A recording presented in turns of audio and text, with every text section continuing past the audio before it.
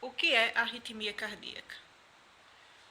Bom, a arritmia cardíaca ou disritmia cardíaca, como o nome já está dizendo, é aquela situação em que o coração está batendo no ritmo inapropriado. Então nós temos as arritmias cardíacas de frequência alta, que são as taquiarritmias, e nós temos as arritmias cardíacas de frequência baixa, que são as bradiarritmias. Em verdade, quem manda no coração, quem determina a regularidade e quantas vezes o coração tem que bater por minuto, é uma estrutura localizada no átrio chamado nó sinusal. Então, qualquer batimento cardíaco que tenha uma origem que não seja asinusal, ou que o próprio sinusal não esteja batendo adequadamente às necessidades do indivíduo, ou que a ordem dada pelo nó sinusal, que é uma capacidade natural, não seja acatada pelos ventrículos, qualquer uma dessas situações nós chamamos de arritmia cardíaca ou disritmia cardíaca. A arritmia cardíaca mata? Eu digo sempre que nós estamos vivos por uma arritmia benigna, porque na realidade o nó sinusal é uma estrutura instável, ela é ciclicamente instável. O nó sinusal não está em repouso, e toda vez que ele é ativado, ele que se ativa a si próprio, ele produz uma arritmia benigna. Por isso o nosso coração bate. E todos nós morremos por arritmia, pelas mais diversas causas. Mas somente após a fibrilação ventricular é que é declarado o óbito. Então todos nós morremos de arritmia. Então existem arritmias benignas, naturais, necessárias e até mesmo indispensáveis, até as arritmias malignas na ausência total de doença cardíaca. Quais são as causas das arritmias cardíacas? Bom, são as mais diversas causas.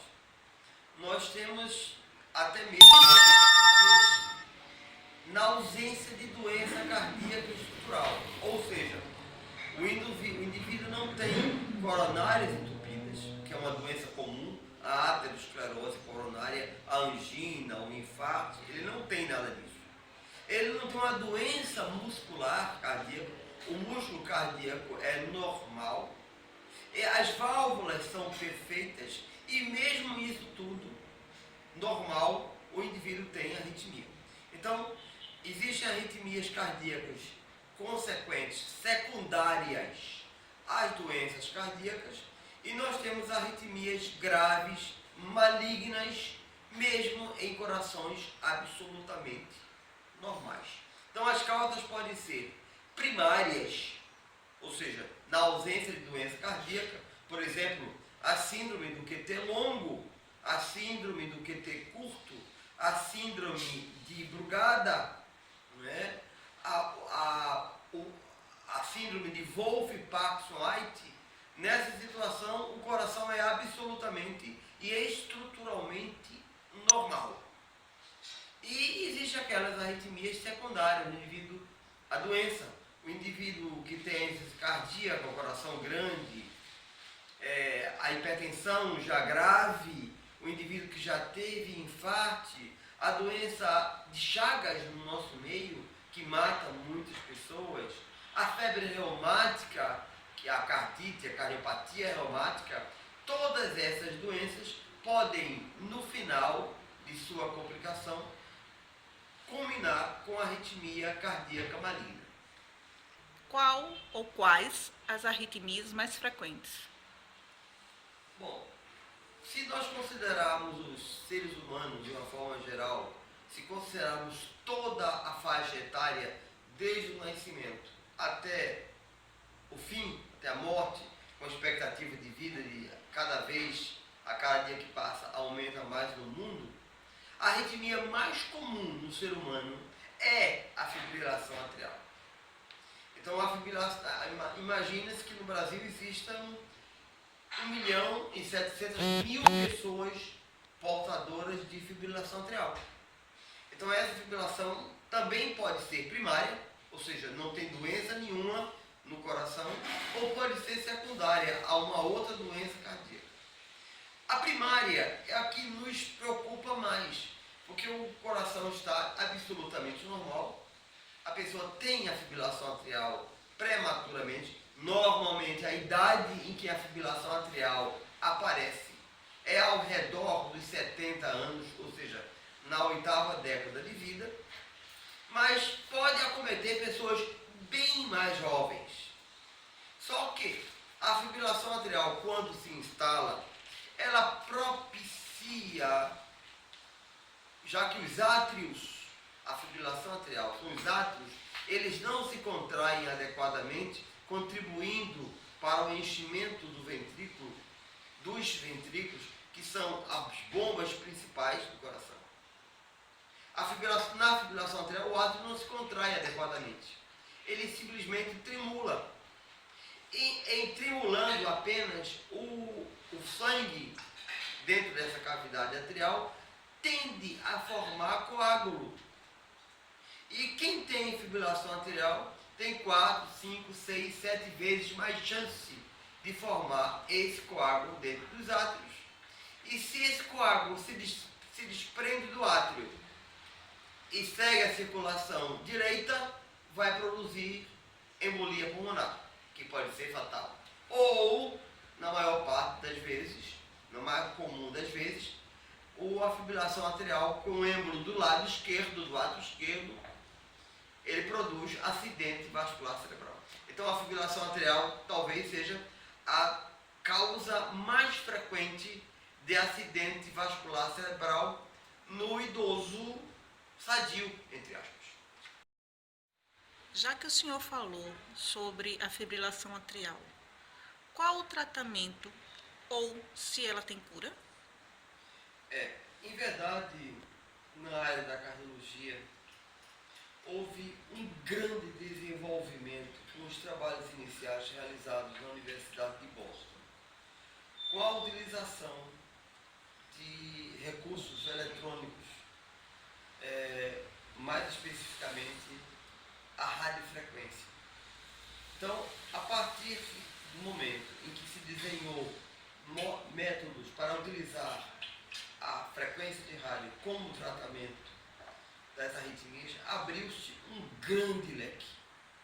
A primeira arritmia com sucesso foi a síndrome de Wolff-Parkinson-White. E a última arritmia, a mais trabalhosa, a que por sinal foi a primeira descrita no ser humano ainda em 900 anos antes de Cristo, que é a fibrilação atrial, que é um ataque à arritmia, porque normalmente é uma frequência cardíaca alta e uma absoluta falta de ritmo. A distância entre um batimento e outro é completamente anárquica, é completamente variável. Então, somente agora, mais recentemente, é que nós saímos daquele esquema de tratamento de antigamente, que era controlar a frequência cardíaca, mas não o ritmo da fibrilação atrial anárquica.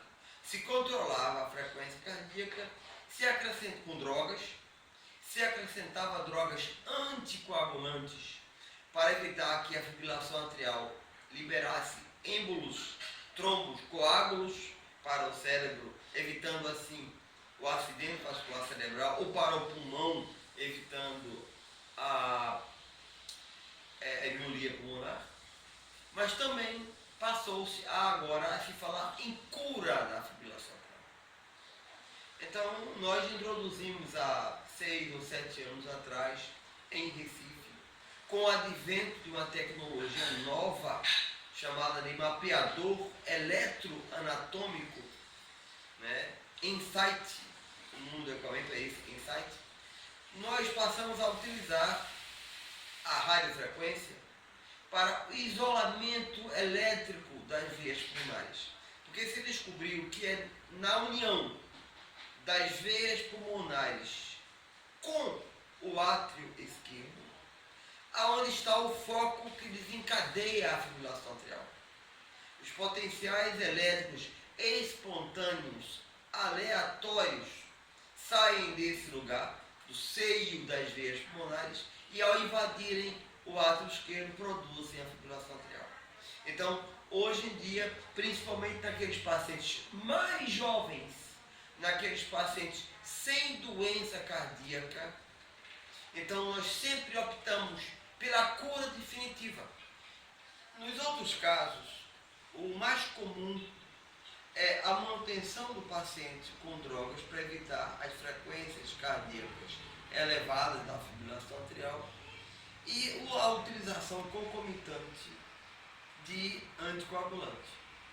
Então, essa alternativa, às vezes, é a única, porque o paciente já tem uma doença cardíaca grave, uma doença estrutural grave, o coração já é muito grande, sem expectativa de melhora.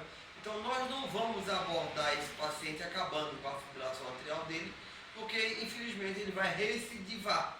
Então, como se trata de um procedimento complexo, embora hoje muito rápido, nós já fizemos uma ablação de fibrilação atrial com um tempo inferior de pele a pele, já que não abre o paciente, mas a gente chama de pele a pele, porque entre a punção e a retirada dos introdutores, com menos de 2 horas, mas não deixa de ser um procedimento complexo, de alta tecnologia, envolvendo catéteres dos mais diversos tipos, não é? Para os mais diversos fins, e com a parafernália eletrônica muito complexa, somente disponível em muito poucos hospitais. Infelizmente, até onde eu saiba, o SUS, no nossa região aqui, não está tratando os pacientes com fibrilação atrial através do mapeador eletroanatômico. Então, a fibrilação atrial, infelizmente, a cura só mesmo nos pacientes particulares ou com convênio. Bom, a cirurgia de ablação das arritmias não implica em nenhuma abertura de tórax, nem exposição do coração, nada disso. São procedimentos realizados por punção, na punção de artérias e veias. No caso da fibrilação atrial, uma artéria é puncionada na virilha esquerda e 2 veias são puncionadas, veias na virilha direita, na região inguinal direita. Então, através dessas 3 ou 4 punções, são introduzidos eletrodos especiais, né, fios especiais, que captam a atividade elétrica intracavitária, identifica da onde está saindo a origem da fibrilação atrial, que normalmente é no seio das veias pulmonares, no átrio esquerdo, e aí se aplica pontos de radiofrequência ao redor do seio, de forma que se consegue o isolamento elétrico daquela veia, das 4 veias. Feito isso, se retira todos os catéteres, todos os introdutores, faz-se um curativo simples, comum, na região inguinal bilateral. E no dia seguinte, normalmente no dia seguinte, pela manhã, o paciente já recebe de alta com a orientação de não praticar atividade esportiva nos próximos 4 dias, só para evitar sangramento. Mas não se corta nada, não se abre nada, né? É um procedimento feito sob anestesia geral.